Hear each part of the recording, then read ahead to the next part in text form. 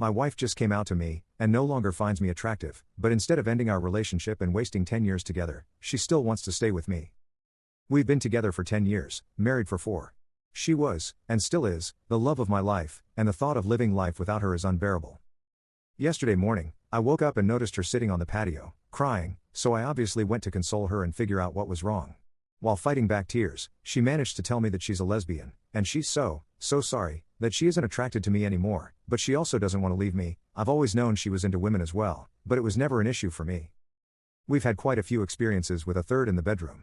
With many different women over the years, and they've all been amazing. I've even been fine with her exploring that side of herself with other women without me. I just wanted her to be happy and fulfilled. The entire day was spent either crying or talking about our now uncertain future. All the plans we had made, buying a home, traveling, getting dogs and cats, retirement, went up in smoke. We had a fantastic intimate life up until just a few days ago. We would have intimacy at least a few times a week, and we rarely failed to get each other off. We experimented and grew with each other over the years, exploring new kinks and figuring out new ways to please one another. I told her I didn't blame her, that if she really is a lesbian, it's not her fault, and she hasn't really done anything wrong, but that doesn't make it hurt any less. She's my best friend. We have, such a wonderful, supportive relationship, and we've been through so damn much together.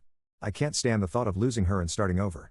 She said she doesn't want to leave me, that she still wants a future with me, just without the intimacy. But she also understands how unfair that is to me, so she's fine with me finding an intimacy buddy or two if I want it. All I really want is her, though. I'm so insanely attracted to her, and I make sure to tell her so every day. She's the hottest woman in the world to me, but finding out that attraction is one-sided has obviously shattered my heart and crippled my self-esteem. I don't know what to do. I'm certain most of the comments I get will be along the lines of move on or the classic lawyer up, start hitting the gym, but I don't know if I'm strong enough to do that. I'm praying she's going to wake up and realize she made a mistake, that she's just overwhelmed and confused. Deep down, I know that's not how this works, but the wounds are still so fresh that I'm grasping at any little straws of hope I can find. We don't have any kids, all our pets have passed away, but we did just move into a new house last week, so we may be stuck together until at least next March. I just want my wife back. Relevant comment. You're going to have to eventually leave. It's too much of a burden to live with. Can you imagine every day, being so close to someone you love like that and being unable to be with them, not just intimately, but in every way?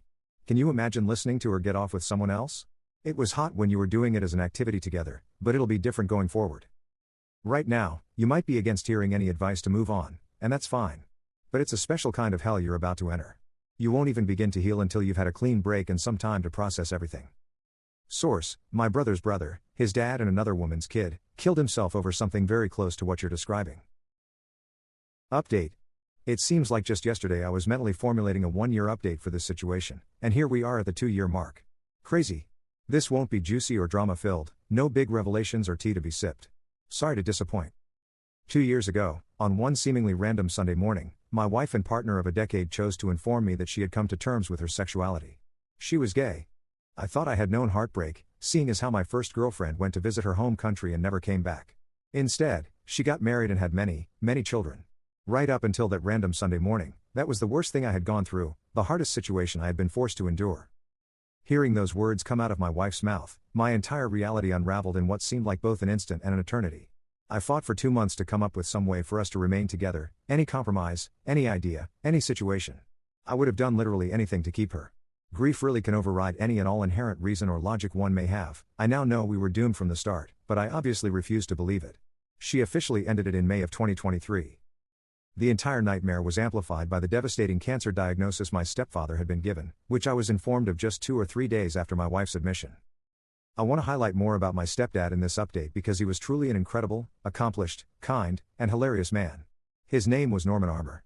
He was an artist, actor, director, producer, and founder of the POO/SH Festival, an annual international performing arts festival in Vancouver, which just celebrated its 20th anniversary. He acted in some fairly big projects too. He played the officiant in Saving Silverman with Jason Biggs, Jack Black, and Steve Zahn. He played the main villain in an episode of Supernatural, the ghost of an evil insane asylum doctor. And he played a literary enthusiast in Capote and got to share the screen with Philip Seymour Hoffman. Regarding that last role, I remember being a teenager and watching a lot of Conan O'Brien's Late Show. One particular night, the guest was none other than Philip Seymour Hoffman, who was promoting Capote at the time. If you're unfamiliar with the talk show formula, actors bring in clips of their latest project to promote it, and the scene he brought was Norman's scene. Norman had a monologue for maybe a minute, and then Capote responds, "I lost my mind." I wasn't even aware he had acted in Capote, and there he was on my TV at 1 a.m. on The Late Show with Conan. He was so humble and worked in so many fields that he didn't even feel the need to brag about acting in Capote, or maybe he just forgot to tell me. He passed away in November of 2023. His celebration of life was held at the Vancouver Playhouse, a nearly 700-seat venue. There wasn't an empty seat. Not only were nearly 700 people in attendance, it was live-streamed to countless more. We should all be so lucky as to have that sort of turnout for our final send-off. My ex, her parents, and my current girlfriend were all in attendance. Now, back to myself. Shortly after Norman's passing, I matched with someone on an unnamed dating app who became my savior, my partner, my everything. At the time, I was in the worst place in my life, still suffering from grief, depression, newfound anxieties, nightmares, and severe loneliness. I still had good friends and a wonderful family, but things were so up and down that I had been toying with the idea of ending it all. She changed all that. She was, and is, everything I thought my ex was, but for real.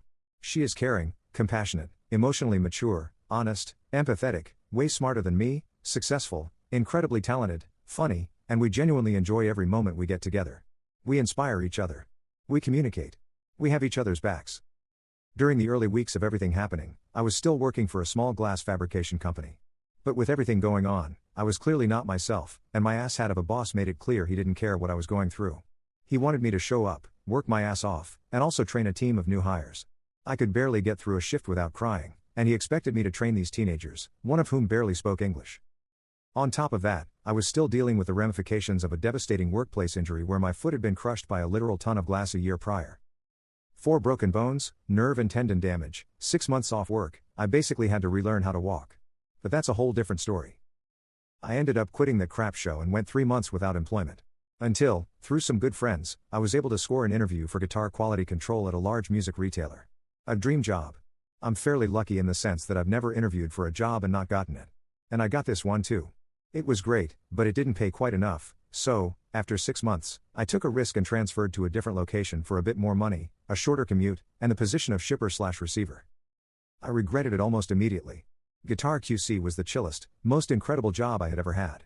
I almost couldn't believe they were paying me to do it. But being a shipper/receiver was god-awful. There were good days and bad, but the bad ones were terrible. I was kicking myself daily for taking this job, until this location's guitar technician decided to quit. I immediately threw my name in the hat, and once again, I nailed the interview for the position, which I got. I've been doing this since November. It's a dream come true. I have my own office. I get to fix guitars, basses, banjos, mandolins, and ukuleles all day, every day, and I have to constantly pinch myself to make sure it's all real. It vindicated my decision to swap locations. The universe put me through the ringer and finally decided to cut me a break. I moved in with my new partner earlier this week. It was really emotionally heavy to go through the last house and clear out all my stuff. Wandering through it, I relived every traumatic moment with my ex like it was an instant replay. Parts of it still haunt me, but not having to live in that space anymore has already done wonders for my overall mental health. So that's basically it. I went from, by far, the lowest point in my life, to the highest in a span of 2 years. I love my relationship. I love my job. I'm going to Vegas next week with my best friend and his groomsmen, and later this year, I get to be best man at his wedding. My ex and I are still on good terms. I occasionally catch myself thinking hateful thoughts about her but really try to suppress them because I don't enjoy feeling hate. I want her to have a happy, fulfilling life. In my last update, I mentioned starting a YouTube channel with a buddy, that, unfortunately, didn't end up going anywhere. But I have 2 new ones with my girlfriend that are already more popular, not mentioning their names, though. Oh. There was also the nice little bonus of a $31,000 settlement from that work injury, which I finally received in January. That has eased a lot of the financial burden that comes with living in Vancouver. To everyone who contacted me with kind words, thank you. From the bottom of my heart, thank you. I still receive messages about it to this day, and I'm sorry that I can't respond to them all. To the minority that sent hateful stuff, please seek therapy or some sort of help. I couldn't fathom sending hateful messages to literally anyone, let alone someone already down and out.